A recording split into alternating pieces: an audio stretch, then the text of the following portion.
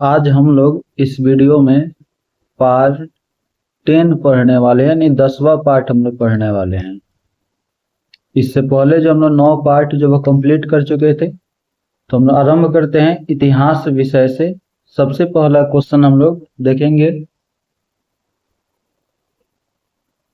पहला क्वेश्चन है, पाटलिपुत्र नगर की स्थापना किस नदी के संगम, संगम मतलब होता है जोड़, क्या होता है जोड़, जहां पे नदी आकर जो है जुड़ती है, एक साथ जो है वो मिलती है। ठीक है, तो आपको बताए थे कि पाटलिपुत्र नगर की स्थापना किसने किया था, तो कल वाला वीडियो में आपको बताएंगे उदयन ने किया था। किसने किया था? उदयन। ठीक है, किसने किया था? उदयन किया था।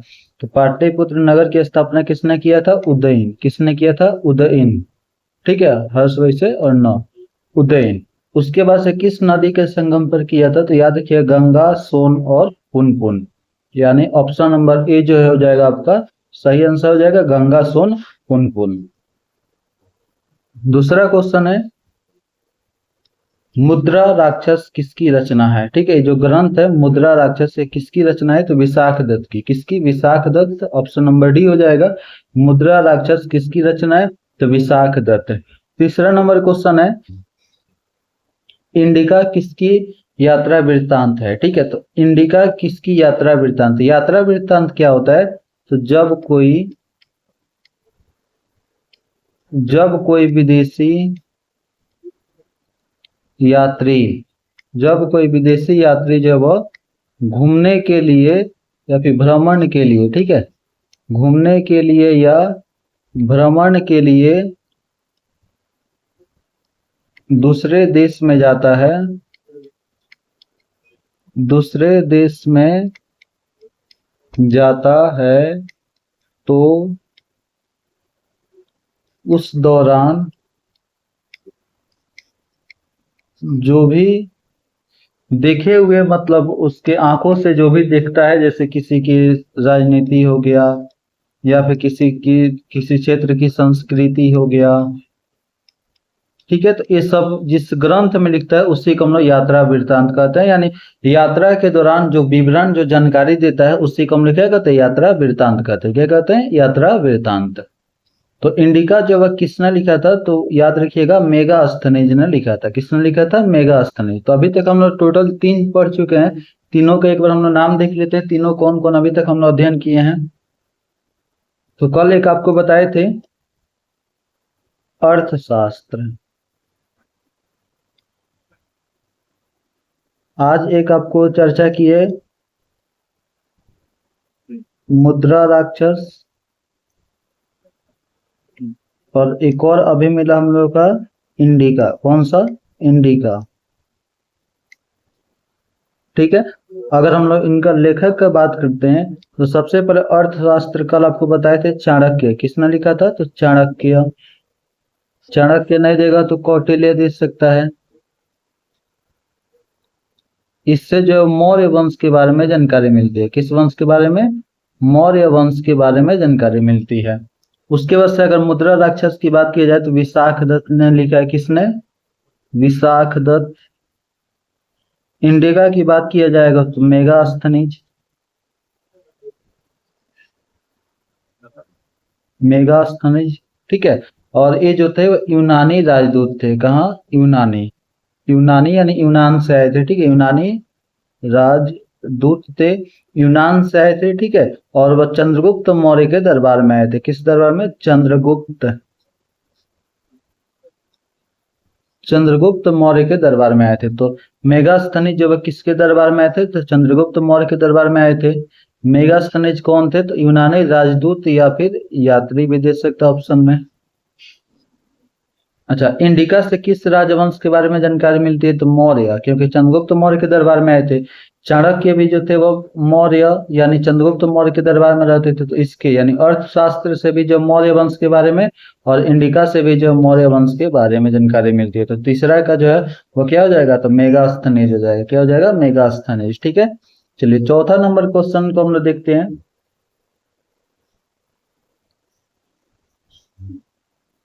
समुद्रगुप्त की तुलना किससे की जाती है? तो समुद्रगुप्त की तुलना किससे की जाती है? तो समुद्रगुप्त की तुलना जो है नेपोलियन से की जाती है। किससे की जाती है? नेपोलियन से। अभी ये भी हो सकता है कि नेपोलियन नेपोलियन नेपोलियन से तुलना, ठीक है।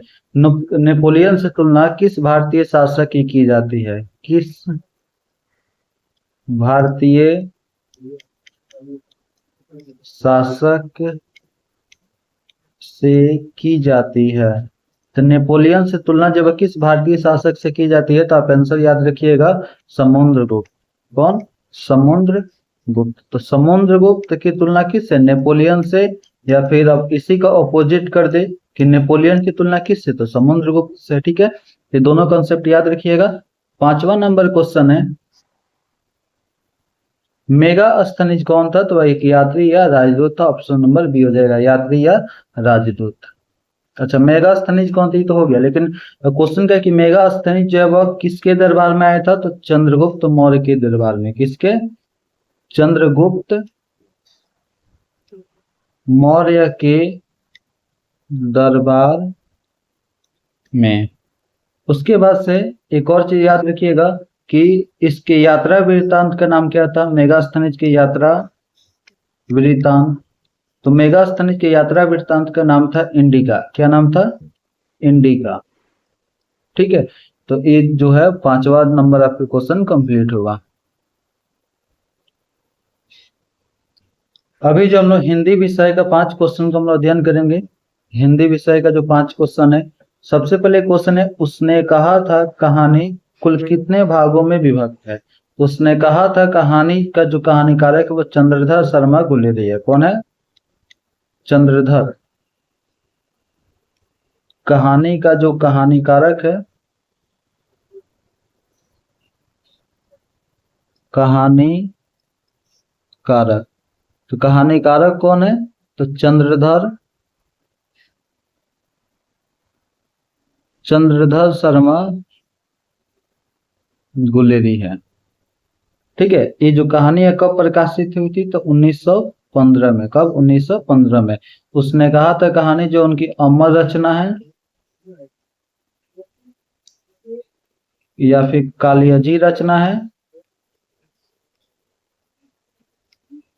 या फिर कह सकते हैं कि हिंदी कहानी के विकास में,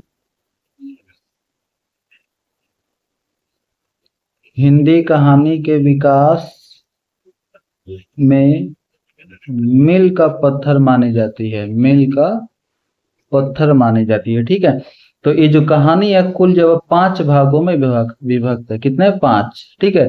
कितने भागों में? 5, यानी पहला, दूसरा, तीसरा, चौथा, 5वां। ये 5 भागों में उसने कहा था कहानी विभक्त है। लेकिन अगर बात किया जाए कि युद्ध का वर्णन किस में है, तो दूसरा भाग में युद्ध का वर्णन है, तीसरा भाग में युद्ध का वर्णन है, और चौथा भाग में युद्ध का वर्णन है। यानी ये 3 भागों में युद्ध का वर्णन है, पहला और 5वां भाग में युद्ध का वर्णन नहीं है, ठीक है। चलिए, तो इसको कन्फर्म याद रखिएगा कि उसने कहा था कहानी कुल कितने भागों में विभक्त है? तो 5 भागों में विभक्त है। दूसरा नंबर क्वेश्चन है, उसने कहा था कहानी जो है वह किस वर्ष प्रकाशित हुई थी? तो 1915 में। जस्ट अभी हम लोग पढ़े। एक चीज और याद रखिएगा कि जो गुलेरी जो थे, चंद्रधर शर्मा गुलेरी, उन्होंने जीवन में सिर्फ 3 कहानी लिखे थे। कितने? 3 कहानी ही लिखे थे। चंद्रधर शर्मा गुलेरी जीवन में सिर्फ जो 3 कहानी लिखे थे। पहला जो था वह सुखमय जीवन,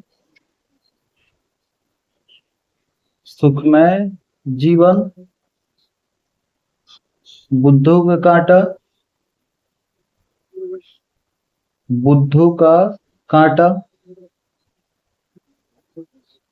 और तीसरा जो था उसने कहा था, उसने कहा था।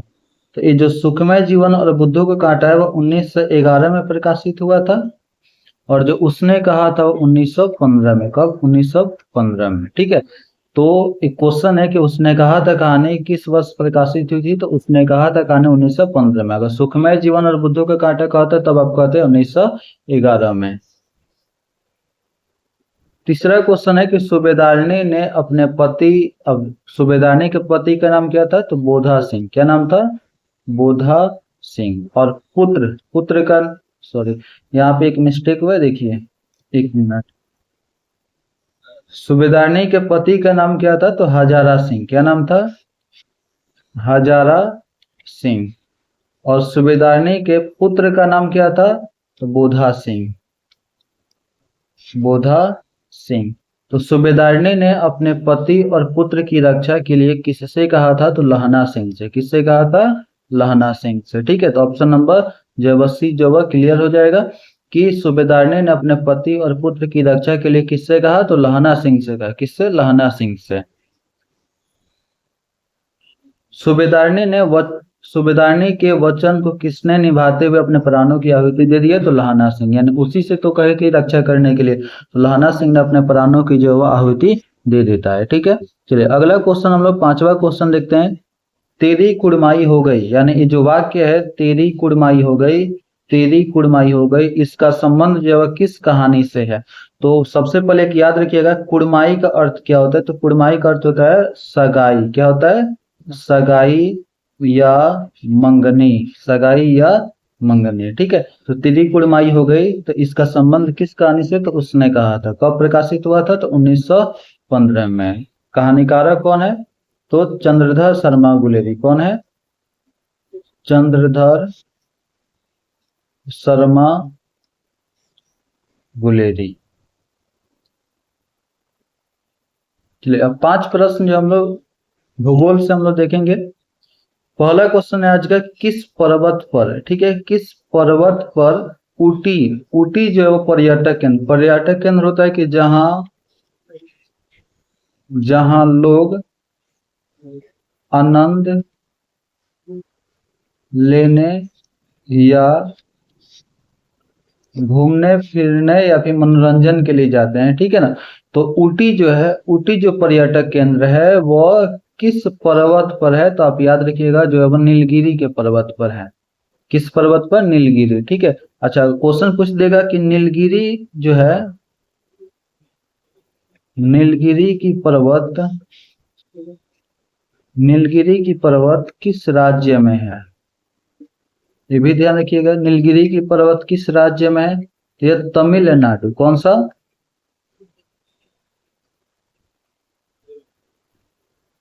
तमिलनाडु राज्य में। ठीक है, तो किस पर्वत पर ऊटी पर्यटक केंद्र अवस्थित है? तो आप कहिएगा नीलगिरी। नीलगिरी का पर्वत किस राज्य में? तो तमिलनाडु राज्य में है। दूसरा क्वेश्चन हम लोग देखते हैं, निम्नलिखित में कौन राजधानी नगर है? राजधानी नगर कहने का मतलब है कि जो नगर किसी प्रशासनिक रूप में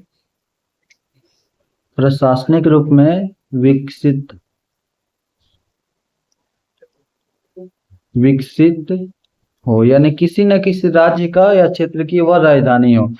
तो कानपुर या किसी भी क्षेत्र की राजधानी नहीं है, दुर्ग ये भी किसी क्षेत्र की राजधानी नहीं है, लेकिन चंडीगढ़ जो है ना वही आपका राजधानी है। ठीक है, तो ये जो है ऑप्शन नंबर क्या हो जाएगा? सी हो जाएगा। राजधानी नगर में आपका पटना जैसे बिहार का राजधानी होता है, लखनऊ उत्तर प्रदेश का राजधानी है, दिल्ली भारत की राजधानी है, ठीक है, दिसपुर असम की राजधानी है। ठीक है, तो ऐसे मतलब किसी राज्य की राजधानी होता है तो उसी को हम लोग राजधानी नगर कहते हैं, तो सब याद रखिएगा आप। ठीक है, चलिए तीसरा नंबर क्वेश्चन देखते हैं, निम्नलिखित में से कौन सा नगर जो है नदी तट, तट मतलब होता है किनारा। क्या होता है? किनारा। ठीक है, नदी तट पर अवस्थित नहीं है, यानी यहाँ पे कुछ नगर के यहाँ पे नाम दिया गया, इसमें बताना है कि कौन सा जो नगर है वो नदी के किनारे पर स्थित नहीं है, नदी के किनारे पर नहीं है। ठीक है, तो कौन सा जो नगर है वो नदी के तट पर नहीं है? तो देखो पटना जो है गंगा नदी के तट पर है, गंगा नदी आगरा जो है वह यमुना नदी, भोपाल जो वह किसी नदी के तट पर नहीं है, कोलकाता जो वह हुगली नदी के तट पर है, हुगली नदी। तो बताइए, एक तीन जो शहर दिया है, पटना, आगरा, कोलकाता, यह नदी के तट पर है, लेकिन भोपाल जो वह किसी भी नदी के तट पर नहीं है, तो ऑप्शन नंबर सी हो जाएगा। ठीक है, चलिए चौथा नंबर क्वेश्चन है,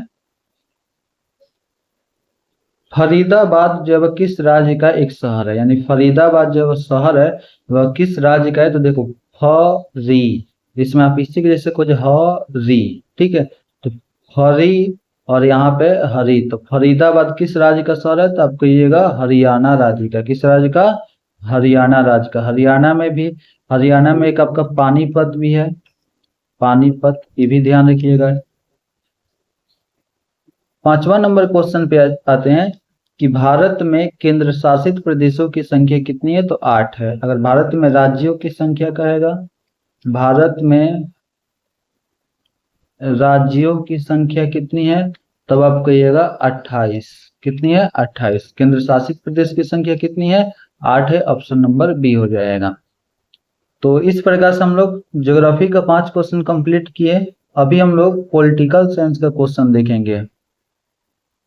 पॉलिटिकल साइंस यानी राजनीति विज्ञान, इससे संबंधित हम लोग 5 क्वेश्चन को देखेंगे। चलिए, एक क्वेश्चन है नाटो। क्या है? नाटो। नाटो से संबंधित कौन सा विकल्प सही है? ठीक है, तो नाटो का जो पूरा नाम है वो उत्तर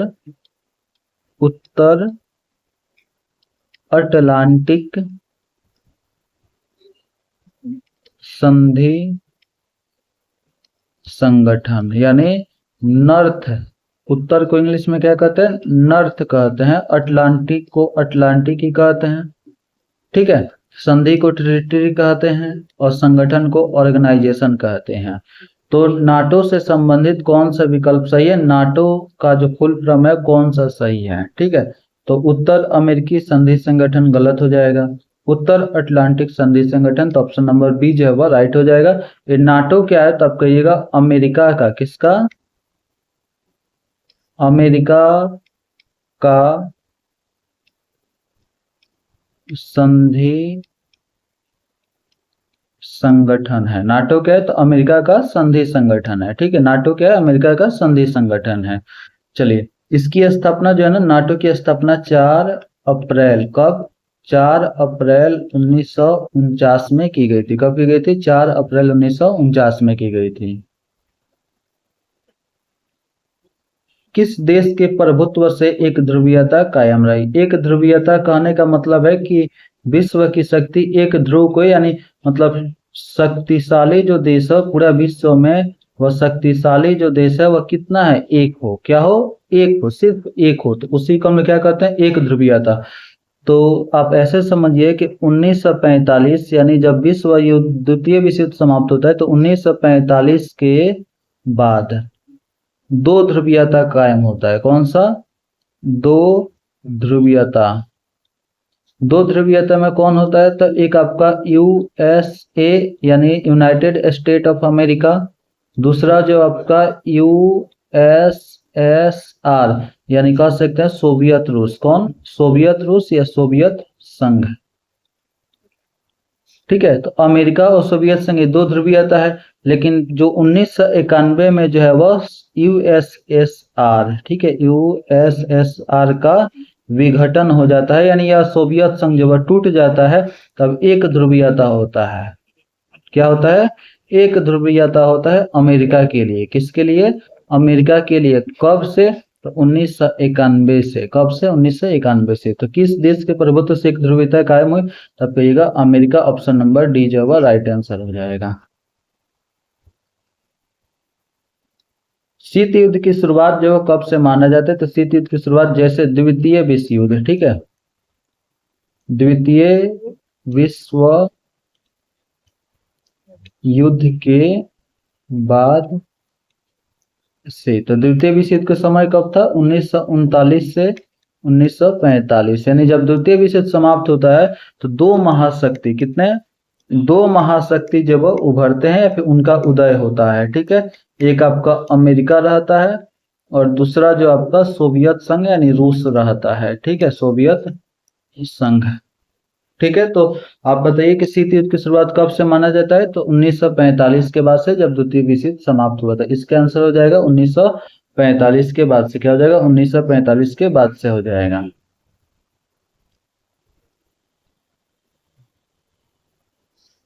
चौथा नंबर क्वेश्चन देखिए कि कौन से दो गुटों के बीच जब शीत युद्ध चला था? तो शीत युद्ध कब से चालू हुआ था? 1945 से कब तक चला था? तो 1991 तक चला था। ठीक है, जब सोवियत संघ का विघटन हो जाता है। तो किस दो गुटों के बीच चला था? तो अमेरिका और सोवियत संघ के बीच। किसके बीच? अमेरिका और सोवियत संघ के बीच। ऑप्शन नंबर सी हो जाएगा। दूसरा विश्व युद्ध कब से कब तक चला था? तो 1939 से 1945 के बीच। ठीक है, इसका थोड़ा सा अंत कैसे हुआ था, अंत वाला याद रखिएगा कि अमेरिका द्वारा, किसके द्वारा? अमेरिका, अमेरिका द्वारा जापान के दो शहर, जापान के दो शहर, ठीक है, नागासाकी और हिरोशिमा पर, हिरोशिमा पर बम गिराया गया या परमाणु बम गिराया गया। ठीक है, परमाणु बम गिराया गया कब? तो 1945 में। तो फिर द्वितीय विश्व युद्ध का अंत होता है। ठीक है, चलिए, तो पॉलिटिकल साइंस का हो गया। अभी हम लोग देखेंगे संस्कृत विषय का 5 क्वेश्चन को अध्ययन करेंगे। तो पहला क्वेश्चन है, तपस्वी का नाम क्या था? एक क्वेश्चन जो अभी आपका हम लोग दूसरे चैप्टर में ही है। नाम था श्रेयस, श्रेयस्करी स्व स्थिति। ठीक है, पाठ का नाम था जो विष्णु शर्मा द्वारा लिखा गया था। किसके द्वारा? विष्णु शर्मा। उनका एक नीति कथा है। क्या है? नीति कथा। नीति कथा का नाम क्या था? तो पंचतंत्र। क्या नाम था? पंचतंत्र। तो उसी पंचतंत्र के लब्ध प्रणास, कौन सा? लब्ध प्रणास खंड से संकलित है। तो इसमें जो तपस्वी जो थे, जो तप करते थे, यानी जो जाहन व्याम, कौन सा? जाहन व्याम नदी में स्नान करने गए थे, नदी में स्नान करने गए थे, तो उनका नाम क्या था? तो सालन कायान। क्या नाम था? सालन कायान। ठीक है, ऑप्शन नंबर ए हो जाएगा। ठीक है, जिसके पास चोइया आकर गिरी थी। चलिए, यहाँ पे दूसरा क्वेश्चन है, पिता कितने होते हैं? तो आपको बताया कि जब सालन कायन मुनि, जब सालन कायन मुनि चूहिया को, किसको?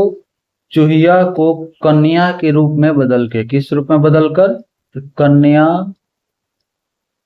के रूप में बदलकर। ठीक है, जब सालन कायन मुनि चूहिया को कन्या के रूप में बदलकर आश्रम ले गए, आश्रम ले गए, तो उनकी पत्नी है ना जवाब दी कि ठीक ही है, क्योंकि पिता जो मतलब कोई भी हो तो उसके कितने पिता होते हैं? तो 5 पिता होते हैं। कितने पिता होते हैं? तो 5 पिता होते हैं। तो दूसरा का 5 पिता हो जाएगा। सालन कायन जब स्नान करने के लिए कहाँ गए? तो याद रखिएगा जाहन्वयाम नदी में गए थे। किस नदी में? जाहन्वयाम नदी में गए थे। Option number B. चलिए, चौथा क्वेश्चन है कि चूहिया को कौन गिरा दिया, यानी चूहिया को कौन लेकर जा रहा था? तो बाज। कौन? बाज। तो चूहिया को कौन गिरा दिया? तो बाज। चूहिया कहाँ गिरी? तो याद रखिएगा मुनि, यानी जो तपस्वी थे। कौन थे? तपस्वी। जो तपस्वी थे उनके पास आकर चूहिया गिरी थी। कन्या यानी लड़की परीक्षण करने के कितने गुण है? तो 7 गुण होते हैं। कितने गुण होते हैं? 7 गुण होते हैं। ठीक है, तो वहीं जो कन्या की शादी होने वाली होती है, तो वहां से क्वेश्चन है कि कन्या परीक्षण के कितने गुण होते हैं? तो कन्या परीक्षण के 7 गुण होते हैं। ऑप्शन नंबर सी हो जाएगा। तो संस्कृत का 5 क्वेश्चन इस प्रकार से अंत हुआ। अभी हम लोग देखेंगे गृह विज्ञान।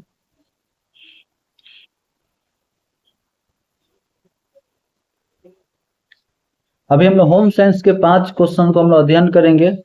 पहला क्वेश्चन है, निम्नलिखित में से कौन गर्भ अवस्था की कठिनाई है? यानी गर्भ अवस्था होता है कि जब शिशु माँ के गर्भ में पल रहा हो, माँ के गर्भ में पल रहा हो। तो जब शिशु माँ के गर्भ में पल रहा हो तो उसी को हम लोग क्या कहते हैं, गर्भावस्था कहते हैं। ठीक है, तो गर्भावस्था की कठिनाई यानी उस समय समस्या क्या है, दुख क्या है, माँ को दुख क्या होता है, तो गर्भपात यानी जब माँ को गर्भपात होता है तो उससे दुख तकलीफ होता है। अपरिपक्व जन्म यानी अगर समय से पहले जन्म होता है तो वो भी समस्या है। गर्भकालीन विषाक्तता ये भी समस्या है। तो इनमें से सभी हो जाएगा, ऑप्शन नंबर डी जो है वह राइट आंसर हो जाएगा, ऑप्शन नंबर डी। अगला है, यहाँ पे देखते हैं हम लोग क्वेश्चन को कि निम्नलिखित में से कौन सा कथन सही नहीं है। यानी यहाँ पे 4 कथन दिया गया है, इस चारों कथन में आपको बताना है कि कौन सा जो कथन है वह सही नहीं है, अर्थात वह गलत है। तो गर्भावस्था में पहला है कि गर्भावस्था में पौष्टिक भोजन लेना चाहिए, ये तो कथन बिल्कुल सही है। ये गर्भावस्था में जो पौष्टिक भोजन लेना चाहिए, ठीक है। गर्भावस्था के दौरान अधिक पानी पीना चाहिए, तो ये भी सही है। गर्भावस्था के दौरान जो अधिक पानी पीना चाहिए। उसके बाद से शराब व नशीले पदार्थ का सेवन करना चाहिए, नहीं। ये गर्भावस्था में जो महिलाओं को जो वह शराब एवं नशीले पदार्थ का सेवन जो वह नहीं करना चाहिए। ऑप्शन नंबर सी जो इसका राइट आंसर हो जाएगा, ये वाला। ठीक है, चलिए आगे हम लोग बढ़ते हैं।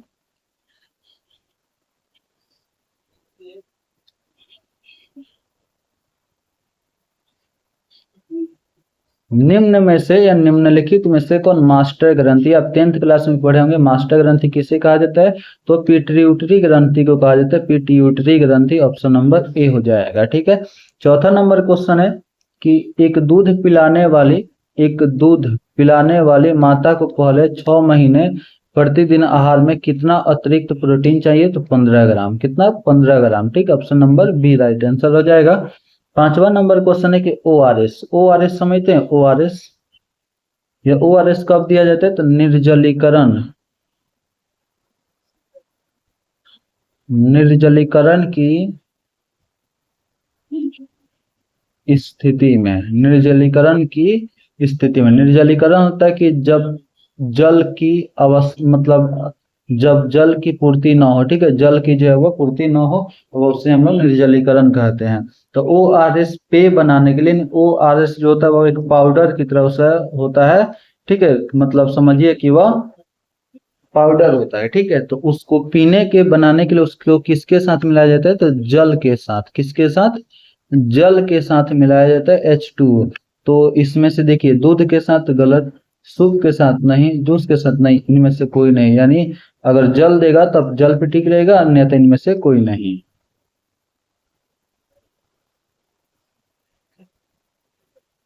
अभी हम लोग इंग्लिश का जो है वो 5 क्वेश्चन को हम स्टडी करेंगे। पहला क्वेश्चन है कि now the leaves are falling fast. ये आपकी किताब का थर्ड पोएम है।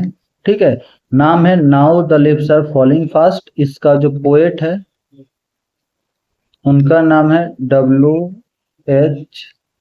ऑर्डेन। क्या नाम है, W.H. ऑर्डेन। इसका अर्थ होता है नाउ मतलब अब, लिव्स यानी पत्ते, आर यानी है, ठीक है, इसको अंत में लाएंगे। फॉलिंग यानी गिर रहे हैं, फास्ट यानी तेजी से। यानी कहा कि अब जो पत्ते वह तेज गिर रहे हैं, इसका जो रचनाकार है, कंपोज है, वह किसने किया है, तो W.H. ऑर्डेन। किसने, W.H. Ordained. Option number A जो इसका राइट आंसर हो जाएगा, W.H. ऑर्डेन। कौन, W.H. ऑर्डेन। दूसरा क्वेश्चन देखिए कि now the leaves are falling dash. यानी इसका अर्थ हुआ कि अब पत्ते गिर रहे हैं। यानी कविता के नाम में ही इसका आंसर छिपा हुआ है कि अब पत्ते गिर रहे हैं डैश, यानी कैसे। यानी अब पत्ते जो है कैसे गिर रहे, तो फास्ट गिर रहे। कैसे, फास्ट गिर रहे। ऑप्शन नंबर बी जो है राइट आंसर हो जाएगा। चलिए तीसरा नंबर क्वेश्चन है कि हु इज डम्ब। हु मतलब होता है कौन, क्या होता है, कौन। इज मतलब है, डम्ब मतलब गूंगी। इन द पोएम, यानी पोएम का नाम था now the leaves are falling fast. यानी now the leaves are falling fast कविता में जो है वह कौन डम्ब है यानी कौन गूंगी है, कौन नहीं बोल पाती है, तो आप याद रखिएगा नाइटिंगेल। कौन? नाइटिंगेल। ठीक है, नाइटिंगेल जो क्या है वो डम्ब है, तो ऑप्शन नंबर डी हो जाएगा। चौथा क्वेश्चन है हु यानी कौन, ओन यानी जीते। ठीक है, कौन कौन जीते द पुलित्जर प्राइज यानी पुलित्जर पुलित्जर पुरस्कार या प्राइज। ठीक है, पुरस्कार 1948 में। तो 1948 में पुलित्जर पुरस्कार कौन जीते? तो 1948 में पुलित्जर प्राइज कौन जीते थे? तो W.H. ऑर्डन। कौन? W.H. Orton. Option number B हो जाएगा। अच्छा, किस रचना के लिए, किस कलेक्शन के लिए, किस कलेक्शन के लिए? तो आप याद रखिएगा द एज ऑफ एंजाइटीज। चलिए ठीक है, चौथा नंबर क्वेश्चन हो गया। पांचवा नंबर क्वेश्चन है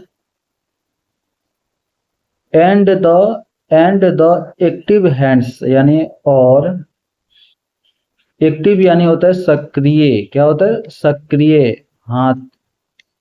मस्ट डैश यानी वह क्या हो गया है, जो सक्रिय हाथ है वह क्या हो गया है? तो वह फ्रीज यानी वह जम गया है। क्या हो गया? वह जम गया है। ठीक है, वह जम गया है। ठीक है, तो ये लाइन कहाँ से लिया गया ये भी याद रखिएगा। तो now the leaves are falling fast, इसका कंपोज किसने किया था? तो W.H.